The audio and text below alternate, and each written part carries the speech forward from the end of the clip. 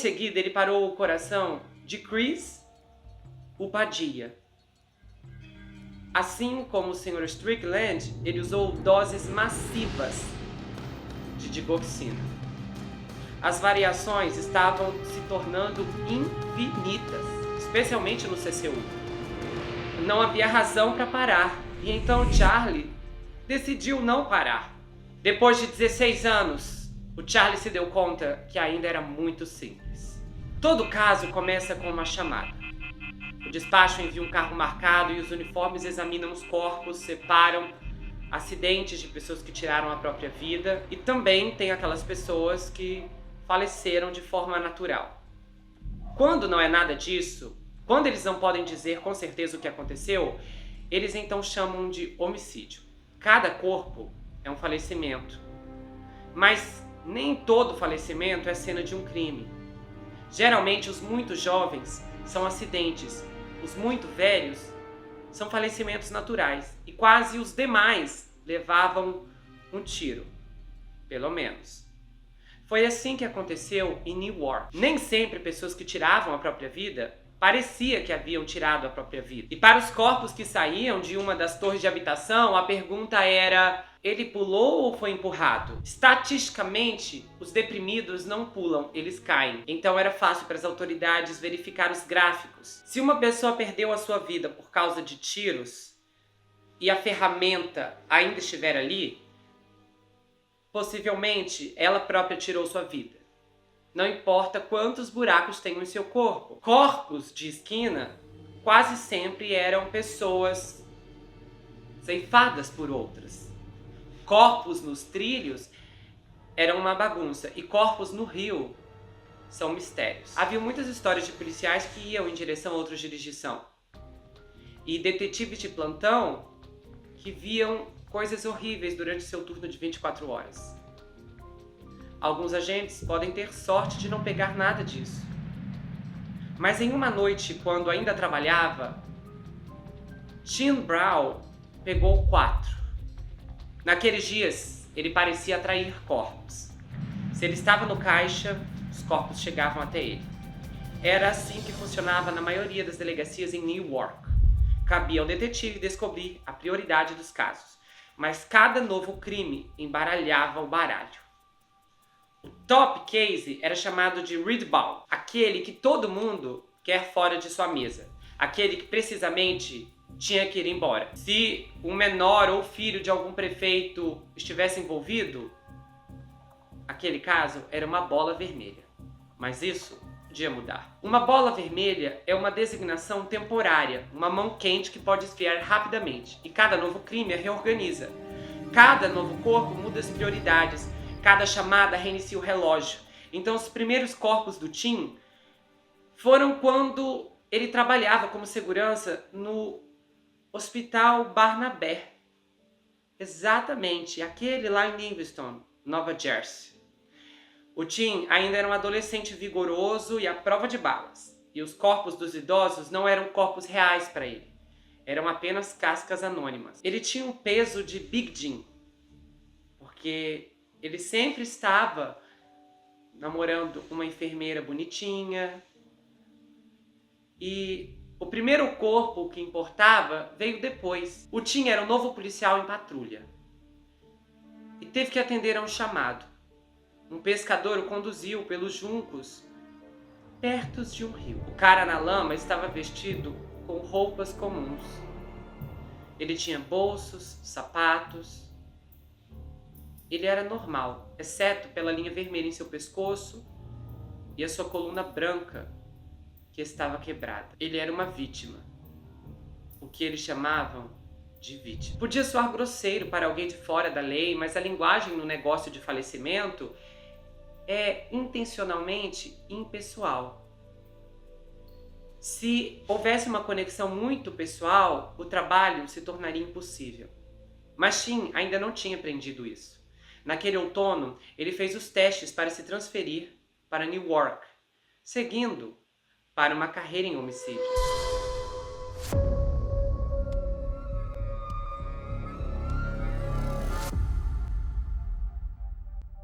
Newark, na década de 90, Era o centro do universo dos homicídios. A revista Time considerou a cidade a mais perigosa da América. E aquela cidade era uma das mais corruptas, segundo todo mundo. Se você trabalhasse na promotoria do condado de Essex, você era um detetive. Ser um detetive era um estilo de vida. Ferramentas carregadas e bons ternos, bares de polícia que nunca fechavam. E o Tim se imaginou finalmente perseguindo bandidos do jeito que ele imaginava quando era pequeno. Do jeito que seu pai tinha feito quando era policial em Livingston. No começo, o Tim estava sempre no trabalho, ou pelo menos nunca em casa. E ele festejava o tempo todo. A adrenalina era altamente viciante. Detetives eram como estrelas do rock com ferramentas. Para noites tranquilas, o Tim mantinha uma caixa fria de bebida Miller e uma caixa extra de balas no carro. E geralmente ele passava por ambas antes do sol nascer. O seu casamento começou a sofrer, ou foi o que ele soube mais tarde. Na época ele não se preocupava com isso, ou com muito mais. Os turnos corriam o tempo todo, e a bebida o ajudou a deixar todo o resto de lado, até que finalmente a bebida o dominou também. 3 meses depois de entrar em Essex, ele pediu uma licença de 3 meses. Ele passou o seu 30º aniversário em um bar, até que trocou a cerveja por uma faixa preta em judô. Depois ele voltou limpo para enfrentar Newark, como um dos detetives de homicídios. A Procuradoria do Condado de Essex tinha apenas 10 detetives para cobrir cerca de 400 ligações por ano. O Tim estava lutando uma guerra de guerrilha, no qual todo civil era um inimigo em potencial. E aquilo era divertido no começo, mas como a maioria dos detetives, o Tim achou quase impossível não borrar a linha entre aquele mundo violento e a sua vida pessoal. Newark era um lugar brutal. E em Livingston, o Tim foi multado toda vez que xingava um civil. Em Newark, ele descobriu que as pessoas eram gratas por escapar sem uma surra. E as reclamações ocasionais que chegavam à delegacia eram consideradas barulho, rapidamente varridas pelo fluxo avassalador de casos. O Tim aprendeu no trabalho e acumulou medalhas. Ele aprendeu que não importava se o corpo aparecesse no rio, nos trilhos ou na esquina, porque 99 em cada 100% das vezes o que acontecia começava com substâncias ilícitas e terminava com uma ferramenta. Quando ele ligava para informar aquela mãe sobre o fim trágico de seu filho, assim que as lágrimas dessas senhoras secavam, elas perguntavam sobre o dinheiro do governo. O Tim não entendia como todos pareciam saber que o Estado pagava as famílias das vítimas. Ou porque depois essas famílias pareciam parar de se importar. 99% das vezes, a família nunca ligou para um número em seu cartão de visita. Ninguém nunca ligou para perguntar: você pegou a pessoa que tirou a vida do meu filho? Ele não pensou em como esses projetos de lei de Newark ensinaram essas mães a esperar a perda violenta de seus filhos ou a prisão deles. E ele pensava: elas não se importam. E eu deveria? Ele sabia que isso era errado. Todos os dias eram apenas mais e mais e mais garotos que perdiam a vida e sempre com mais por vir. Mas depois de um tempo, nem sempre ficava claro quem eram os bandidos. Um caso em particular marcou o início do fim para o Tim. Aquilo começou com um inusitado crime de rua, mas não era um crime de rua. Provavelmente era uma bola vermelha. Ethel Duryea era uma respeitada enfermeira de 50 anos que foi atingida na calçada de um subúrbio afluente em Newark. Uma corredora encontrou seu corpo na neve e a sua bolsa intocada ao lado dela. Não havia testemunhas, pistas, suspeitos e nenhuma pista além da própria bala. O Tim recebeu a ligação, mas foi frio como uma pedra. Demorou 1 ano até que o Tim conseguisse conectar a bala à ferramenta que a disparou. E depois, outros 6 meses, antes de conectar essa ferramenta a um esquema de seguro multimilionário. E as reclamações ocasionais que chegavam à delegacia eram consideradas barulho. e rapidamente varridas pelo fluxo avassalador de casos. O Tim aprendeu no trabalho e acumulou medalha. Alguém nas salas de emergência dos hospitais locais estava vendendo informações privilegiadas de pacientes para advogados locais duvidosos. E alguns desses advogados tinham algum poder político em New York. Então estava começando a aparecer que a pessoa que tirou a vida daquela enfermeira fez isso por causa de algum delator. O Tim foi informado por seus superiores para deixar o caso em paz.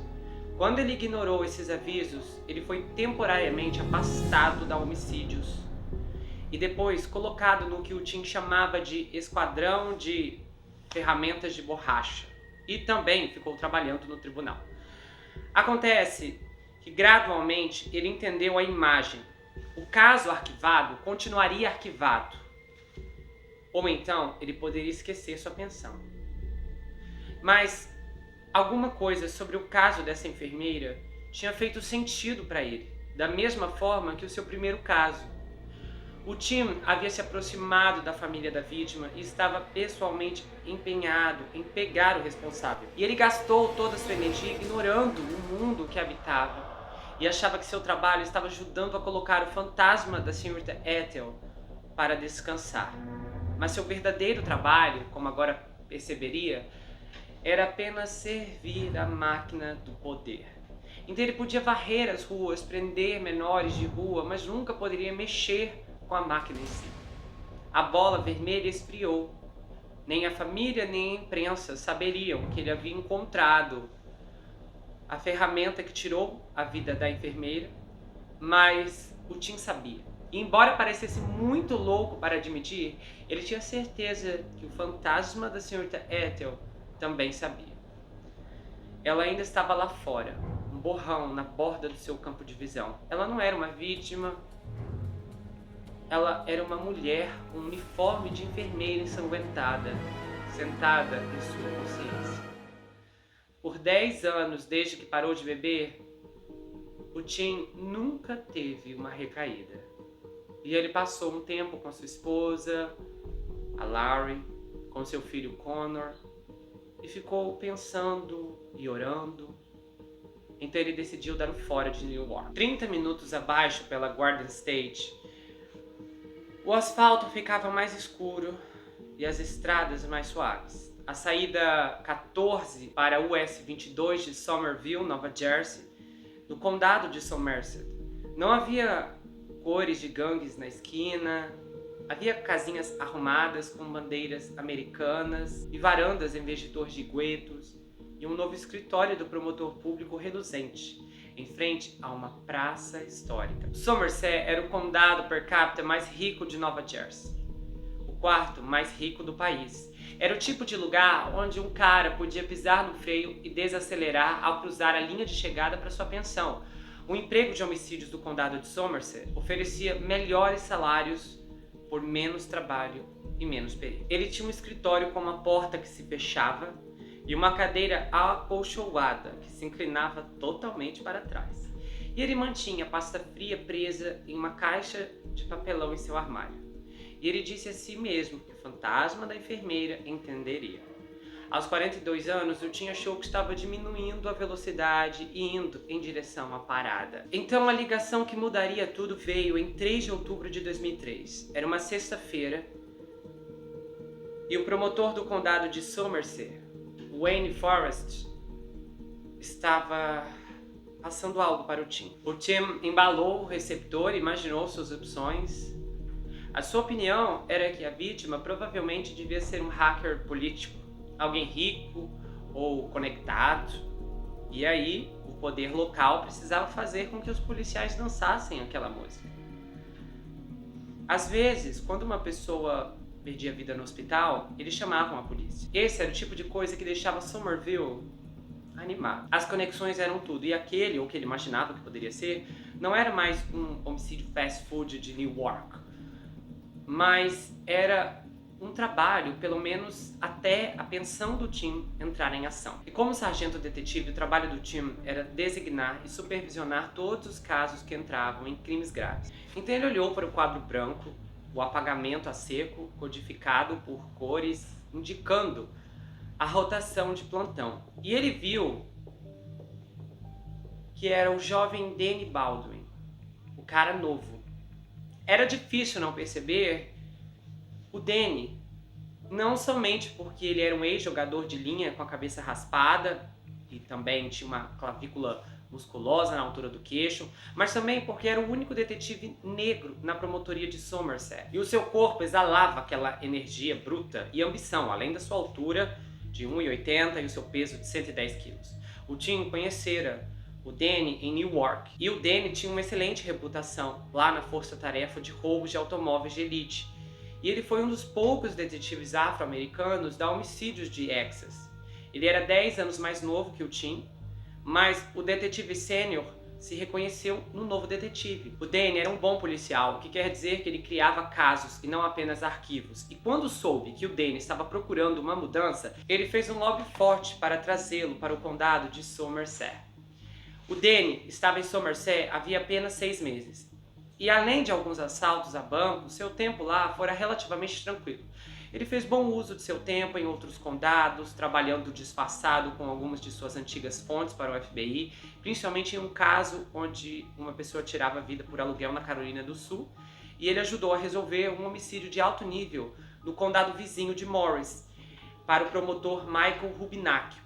Só que ele ainda não havia registrado um único caso de homicídio em Somerville. O Tim havia trabalhado muito com ele em Newark e ele sabia que podia contar com Danny para tirar essa coisa de sua mesa. Então o Tim foi à casa de Danny para transmitir o que o promotor Forrest havia lhe dito. Esse cara perdeu a vida no hospital. Vai entender, certo? Vá à autópsia.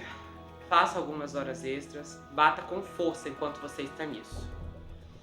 Danny, a sua esposa Kimberly, tinha um casamento para comparecer, mas ele não podia recusar essa oferta. Seus novos colegas de Somerset já estavam em cima dele por ser uma grande transferência de Newark, ganhando glória em outros condados e vestindo bons ternos em vez do uniforme de Somerset. Não importava quais fossem seus compromissos, o Danny não iria dar sua primeira ligação de homicídio em Somerset para outra pessoa. No sábado de manhã, o Danny dirigiu até o gabinete do médico legal. Ele observou a autópsia e voltou para sua mesa na promotoria do condado de Somerset para digitar o formulário, e depois ele embrulhou a papelada e ligou para Tim do carro. Bom, aí ele disse assim: olha, o falecido era um homem chamado McKinnon Krause, um homem negro mais velho, e aparentemente não havia nada visivelmente errado com ele. Eu acho que isso foi uma perda de tempo. Não foi apenas a sua opinião, porque o legista estadual, o Dr. Nobimam, também tinha a mesma perspectiva. Ele disse que o que aconteceu com aquele homem foi um falecimento natural. Só que o promotor ligou de novo e fez pressão. Então eles refizeram os testes de laboratório e os resultados voltaram limpo. Outra vez foi considerado um falecimento natural. O Tim não estava entendendo o sentido. Aquele homem era um sujeito mais velho, parecia doente, parecia sem vida. E com a opinião do legista sendo a mesma que a deles, algo aqui não estava se encaixando. Então o Tim ligou para o promotor, ainda sem acreditar que aquele era um novo trabalho, e estava se perguntando se ainda havia o suficiente para o fim de semana, porque senão ele iria para sua cabana. Então a próxima ligação do promotor veio 4 dias depois. O Tim e o Danny deveriam ir até o Somerset Medical Center, o maior empregador da cidade, com um prédio correspondente. Um século de doações e lucros constantes pagaram por um processo interminável de reformas e acréscimos, sendo o mais recente um colossal e novo saguão corporativo com um piano que tocava música clássica calmante de uma pequena caixa preta. E o Tim e o Danny ainda estavam revirando os olhos quando a porta do elevador se fechou. Não foi até que eles entraram na sala de conferências e viram todos os pesos pesados reunidos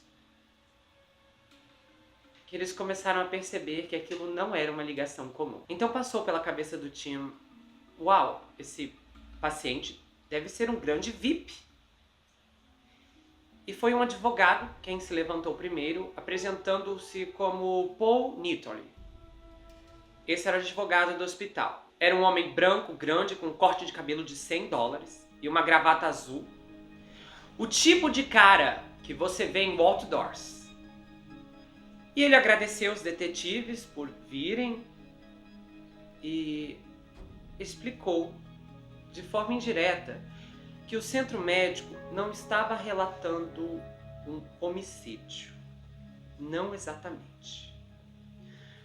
Nos 5 meses anteriores, o hospital começou a enfrentar 5 incidentes inexplicáveis com pacientes na unidade de terapia intensiva. E aí, na última sexta-feira, aconteceu um 6º incidente.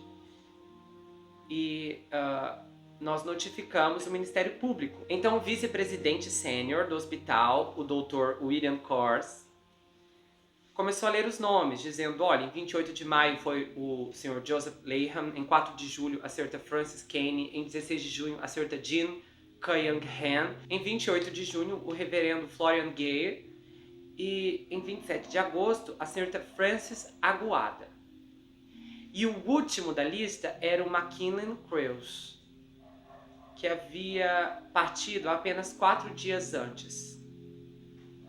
E aí, foi com esse incidente do McKinnon que eles decidiram notificar o promotor. O Dr. William parecia escolher as suas palavras com muito cuidado, evitando a causa e efeito.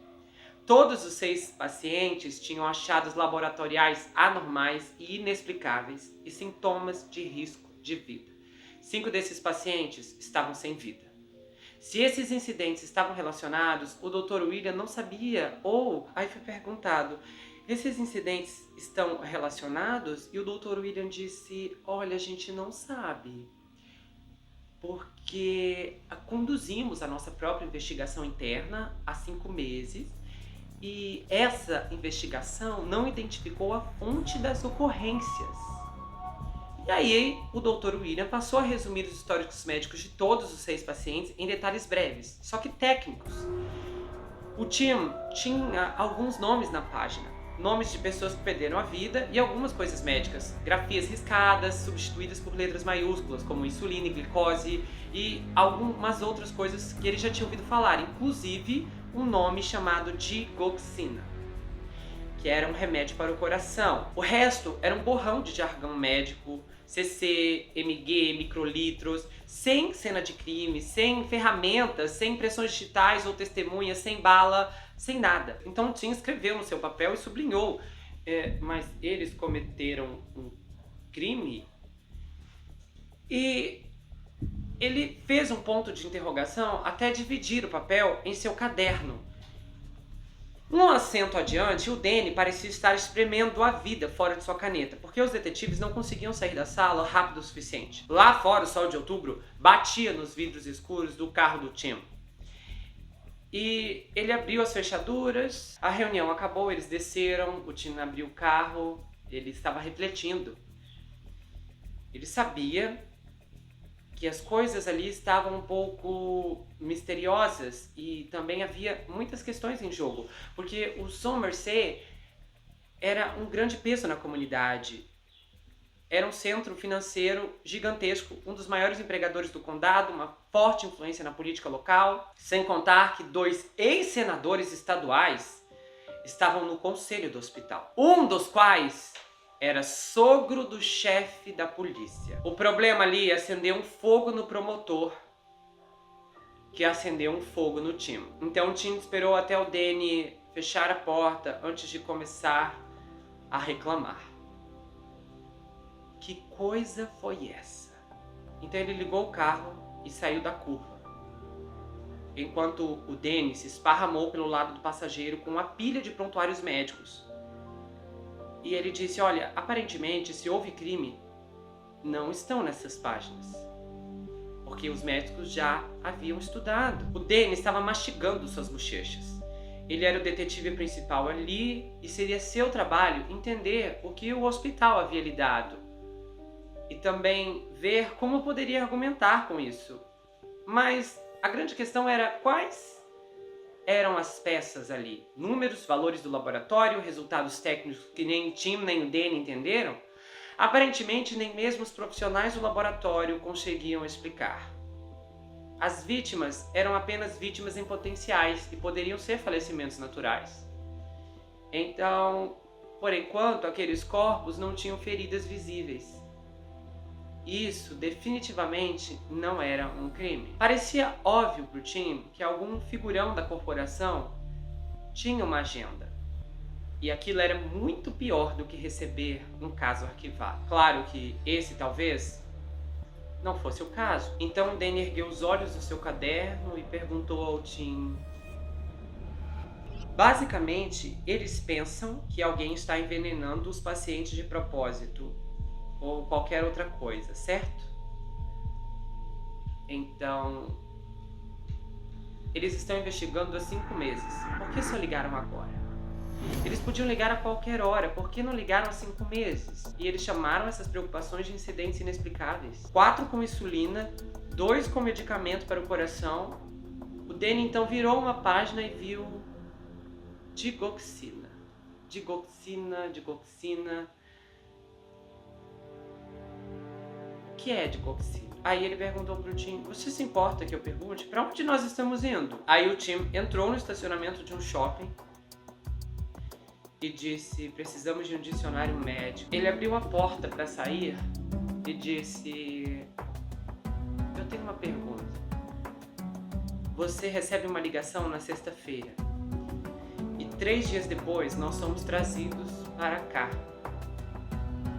Então o que foi que aconteceu entre sexta e hoje?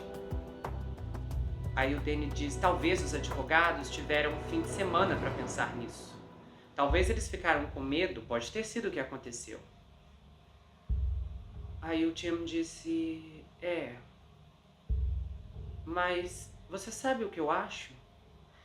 Eu acho que o hospital sabe exatamente quem está por trás disso. Acontece que uma bola vermelha ou não, a investigação não poderia começar até que o hospital entregasse a papelada. O advogado do hospital havia prometido enviar aos detetives tudo o que eles tinham de sua investigação interna, a investigação de 5 meses.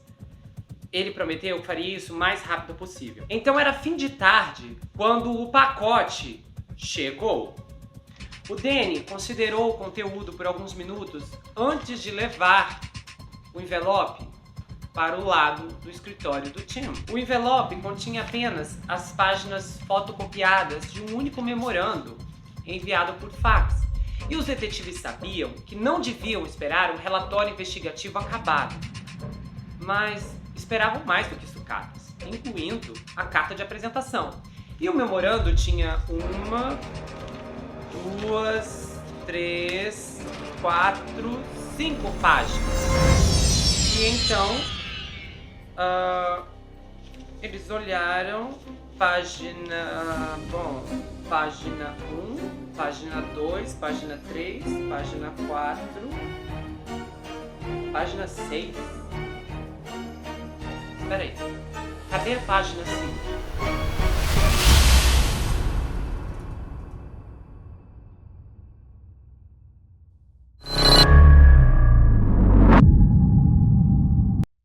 Pantera Negra, o sucesso que explodiu e levou o nome de Chadwick Boseman aos 4 cantos da Terra. Mas havia um segredo que ninguém sabia: os detalhes completos da origem e do fim mortal de uma estrela da Marvel.